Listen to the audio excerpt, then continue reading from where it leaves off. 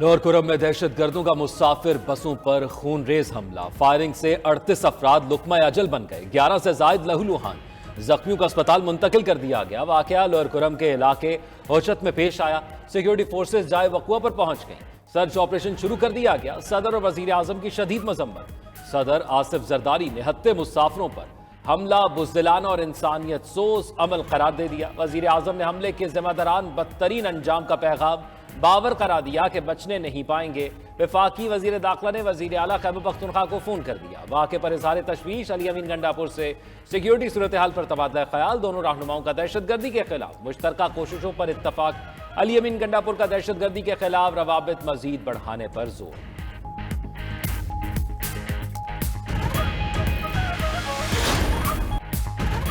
وفاقی وزیر داخلہ نے پی ٹی آئی سے مذاکرات کی خبریں رد کر دی۔ کوئی مذاکرات نہیں ہو رہے، دھمکی دینے والوں سے مذاکرات ہو بھی نہیں سکتے۔ محسن نقوی کا دو ٹوک پیغام، پی ٹی آئی کے احتجاج پر بھی سخت رد عمل، کہا بنا اجازت کوئی جلسہ جلوس نہیں ہوگا، جو ڈی چوک آئے گا دھر لیا جائے گا۔ میڈیا سے گفتگو میں آگاہ کیا کہ چیف جسٹس کی عدالت میں آج طلب کیا گیا تھا، چیف جسٹس کا جو بھی حکم ہوگا عمل درآمد کرائیں گے۔ سوال کیا کہ خاص دنوں میں ہی کیوں احتجاج کیا جاتا ہے؟ پہلے ایس یو کانفرنس کے دوران کال دی گئی، اب بیلاروس کے صدر اور 65 رکنی وفد کی آمد پر احتجاج کا اعلان کر دیا۔ کہا احتجاج سے نہیں روکتے، لیکن جہاں ہیں وہیں احتجاج کریں۔ شہر اقتدار میں پکے بندوبست کا عندیہ بھی دے دیا۔ کہا کنٹینرز لگا رہے ہیں، شہریوں کا تحفظ اولین ترجیح ہے، پوری ٹیم اپنے انتظامات مکمل کر چکی ہے۔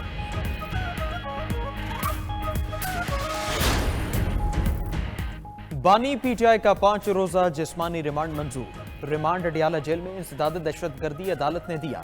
بانی پی ٹی آئی کو تھانہ نیو ٹاؤن کیس میں پیش کیا گیا تھا، عدالت کا 25 نومبر کو دوبارہ پیش کرنے کا حکم، مقدمے سے ڈسچارج کرنے کی درخواست بھی مسترد کر دی۔ توشہ خانہ 2 کیس میں آج بھی فرد جرم عائد نہ ہو سکی، سماعت 27 نومبر تک ملتوی۔ اڈیالہ جیل میں بانی پی ٹی آئی کے سیل پر پولیس سیکیورٹی تعینات۔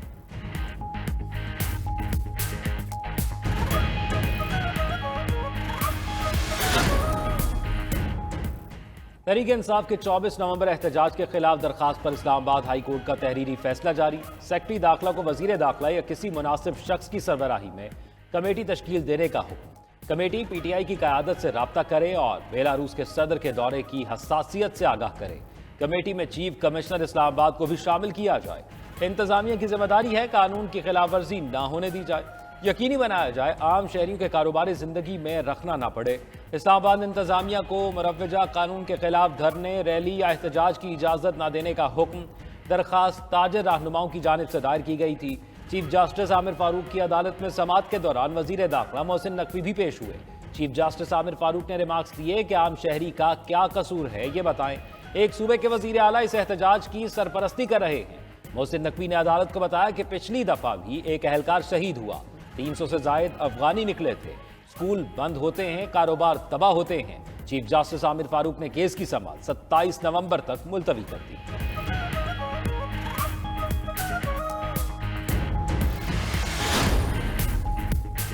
24 نومبر کے احتجاج سے نمٹنے کے جتن، پی ٹی آئی کے خلاف کریک ڈاؤن کا فیصلہ، گرفتاریوں کے لیے ٹیمز تشکیل دے دی گئیں۔ اسلام آباد اور راولپنڈی میں دفعہ 144 بھی نافذ، ہر قسم کے جلسے، 4 سے زائد افراد کے اجتماع پر پابندی، انٹرنیٹ اور موبائل سروس جزوی معطل ہونے کا خدشہ۔ ڈی چوک سیل کرنے کے لیے کنٹینرز پہنچا دیے گئے۔ اسلام آباد میں رینجرز اور ایف سی تعیناتی کی منظوری، راولپنڈی، جہلم اور اٹک میں بھی رینجرز کا پہرا ہوگا۔ 22,000 سیکیورٹی اہلکار طلب کر لیے گئے۔ رینجرز اور ایف سی پولیس کی معاونت کریں گے۔ انسداد دہشت گردی ایکٹ کے تحت اختیارات تفویض، وفاقی پولیس نے پنجاب اور سندھ پولیس سے بھی مدد مانگ لی۔ 40,000 آنسو گیس شیل اور 50,000 ربڑ کی گولیوں کا بھی بندوبست۔ احتجاج میں سرکاری وسائل کا استعمال روکنے کے لیے وزارت داخلہ کا چیف سیکریٹری کے پی کو مراسلہ بھی ارسال۔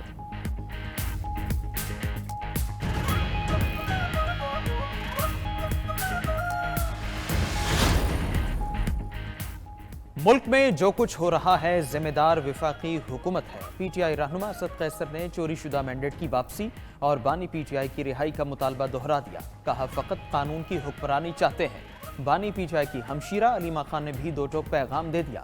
کہا احتجاج ہر صورت ہوگا، मकसद अदलिया की आज़ादी और सियासी असीरान की रिहाई है।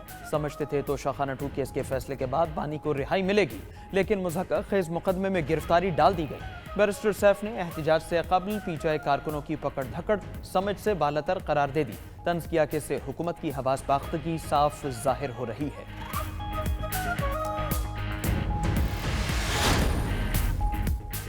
वज़ीर दिफा ने बानी पीटीआई की रिहाई खारिज अज़ इम्कान करार दे दी। पार्लियामेंट हाउस में सहाफ़ियों से गुफ्तगू में कहा, फिलहाल रिलीफ नामुमकिन है। तहरीक इंसाफ पर एहतजाज से फरार की राहें तलाश करने का इल्ज़ाम भी धर दिया।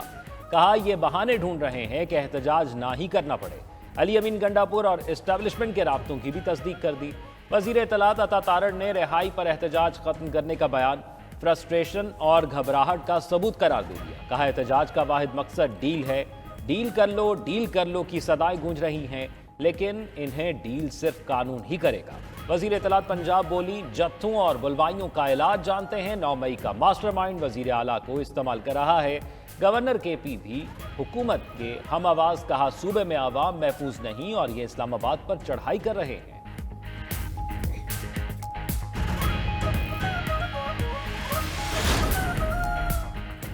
पीटीआई के सदर चौधरी परवेज इलाही का opposition leader Punjab assembly Malik Ahmad Khan Bhattar से राब्ता। 24 नवंबर के एहतजाज के हवाले से मुशावरत की गई। अपोजिशन लीडर पंजाब असेंबली ने एहतजाज की तैयारियों के हवाले से आगाह किया। ज़राए के मुताबिक परवेज इलाही ने इस मौके पर कहा कि उन्हें डॉक्टर ने 3 हफ्तों की बेड रेस्ट बताई है, वरना मैं एहतजाज को खुद लीड करता। गुजरात से बड़ा काफिला इस्लामाबाद के लिए रवाना होगा।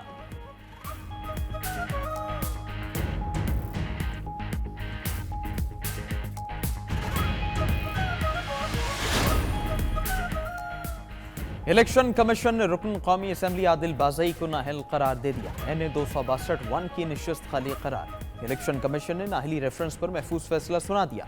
फाइनेंस बिल और आईनी तरमीम में वोट न देने पर नवाज शरीफ ने आदिल बाज़ई नाअहली रेफरेंस भिजवाया था। आदिल बाज़ई ने कामयाबी पर पहले नून लीग और चंद रोज बाद सुन्नी इत्तेहाद काउंसिल में शमूलियत का बयान हल्फी जमा करवाया। वो NA 262-1 क्वेटा से आज़ाद हैसियत में मुंतखब हुए थे।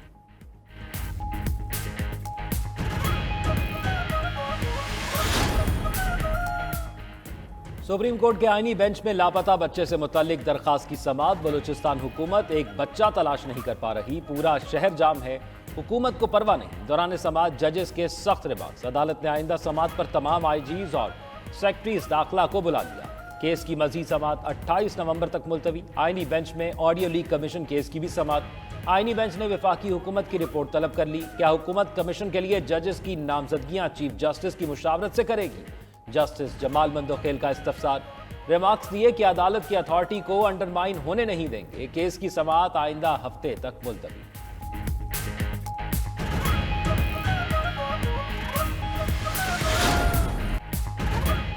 आइडियाज 2024 नुमाइश में अफवाज पाकिस्तान ने हर्बो ज़र्ब की सलाहियतों का लोहा मनवा दिया। फजाएं JF-17 और F-16 तैयारों की घन गरज से गूंज उठी। पाक बहरिया के कमांडोज की एंट्री ने भी धाक जमा दी। दहशत गर्दों की कार्रवाई के फर्जी मुजाहरे ने हाजरीन के दिल जीत लिए। मेरीन की शानदार गन ड्रिल भी तवज्जो का मरकज बनी रही।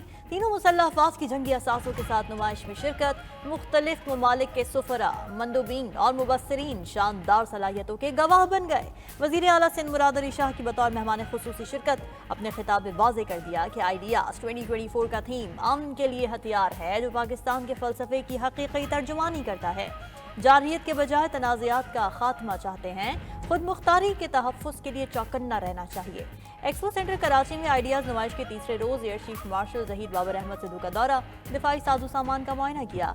IG सिंध गुलाम नबी मेमन भी अफसरान के हमरा नुमाइश में पहुंचे।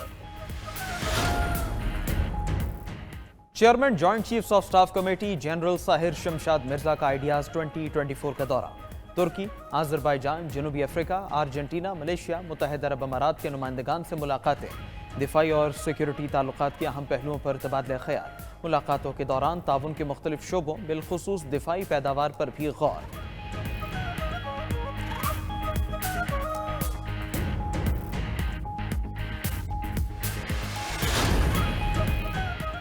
पाकिस्तान का अफगानिस्तान में दहशत गर्दों की हिमायत पर इजहार तशवीश। तर्जुमान दफ्तर खारजा का कहना है, अफगानिस्तान को ठोस शवाहिद पेश किए, اب دہشت گرد عناصر کے خلاف کارروائی کرنی چاہیے۔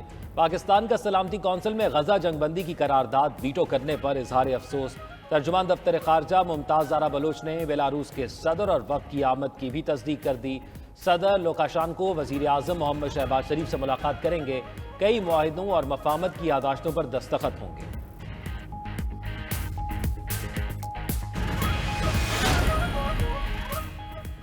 غیر قانونی وی پی این کو روکنے کی کوششیں، پی ٹی اے کا وی پی این رجسٹریشن سے متعلق سٹیک ہولڈرز کے ساتھ اجلاس۔ پی ٹی اے کا سافٹ ویئر ہاؤسز، بینکس، سفارت خانوں اور فری لانسرز کے لیے ڈیٹا سیکیورٹی اور انٹرنیٹ تک بلا تعطل رسائی کو یقینی بنانے کے عزم کا اعادہ۔ سٹیک ہولڈرز نے کہا کہ کاروبار کے تسلسل اور انٹرنیٹ کی محفوظ خدمات کی فراہمی ممکن بنانے کے لیے رجسٹریشن کا عمل بہتر کیا جائے۔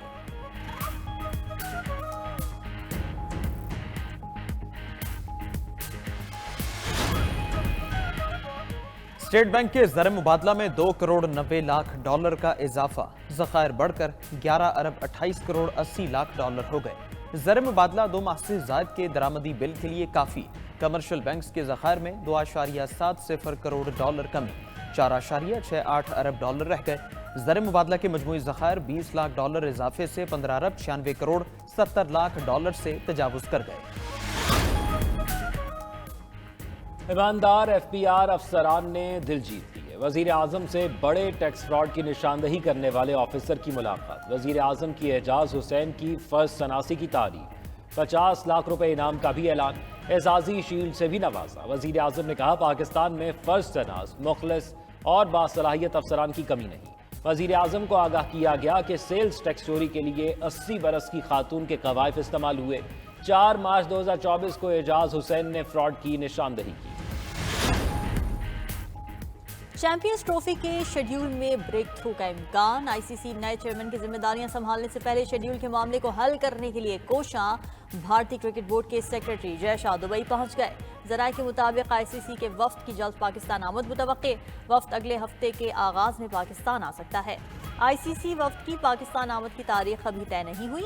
چیمپئنز ٹرافی کے معاملے پر آئی سی سی اور بی سی سی آئی میں آج بات چیت کا امکان ہے۔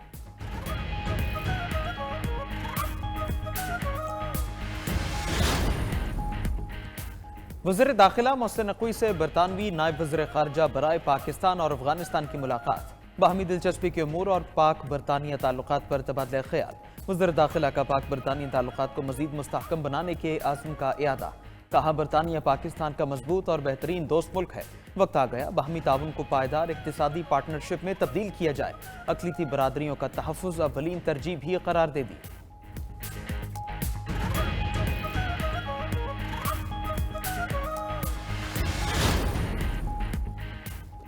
بلاول بھٹو نے دریائے سندھ پر 6 نہریں بنانے کی مخالفت کر دی۔ کہا سندھ اور بلوچستان کے اعتراضات سن لیے جائیں۔ متنازع منصوبوں کے بجائے اسٹیک ہولڈرز کو اعتماد میں لینے کی صلاح دے دی۔ باور کرایا کہ رائے زبردستی تھوپی گئی تو اثرات منفی ہوں گے۔ کہا وفاق کو سمجھانے کی کوشش کریں گے کہ کالا باغ ڈیم جیسے متنازع منصوبوں سے گریز کیا جائے۔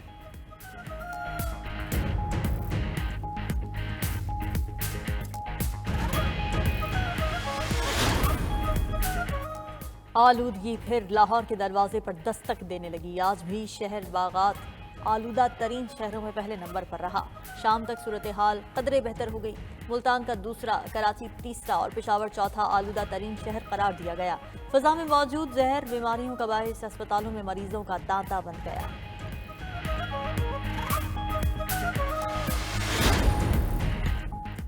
روس نے یوکرین پر بین البراعظمی بیلسٹک میزائل سے داغ دیے۔ یوکرینی فضائیہ کی حملے کی تصدیق۔ حملہ روس کے اندر امریکی اور برطانوی ہتھیاروں کے استعمال کا جواب تھا۔ میڈیا رپورٹس میں دعویٰ کسی بھی جنگ میں اس قدر طاقتور ہتھیار کا استعمال پہلی بار کیا گیا۔ میزائل حملے میں اینٹی وار ہیڈ کے استعمال کا اب تک کوئی دعویٰ سامنے نہ آ سکا۔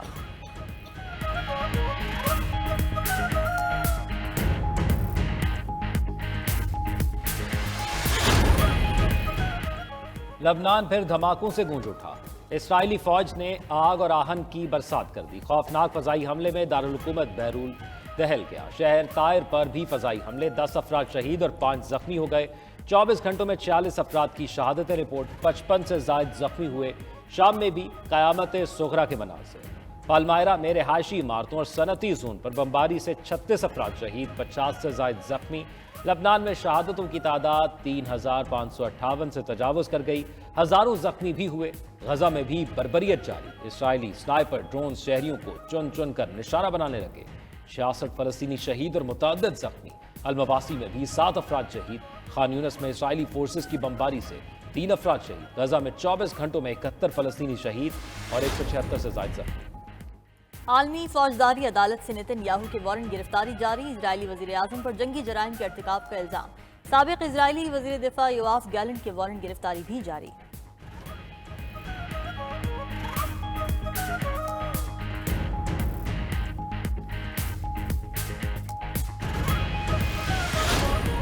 और पेरिस का मशहूर तारीखी गिरजाघर नोट्री डैम 5 साल बाद फिर से सयाहों के इस्तेमाल के लिए तैयार। 8 दिसंबर को बाज़ाब्ता तौर पर खोल दिया जाएगा। कुरून वस्ता की तामीराती फन का शाहकार तारीखी गिरजाघर 2019 में आतिश ज़दगी के बायस राख हो गया था।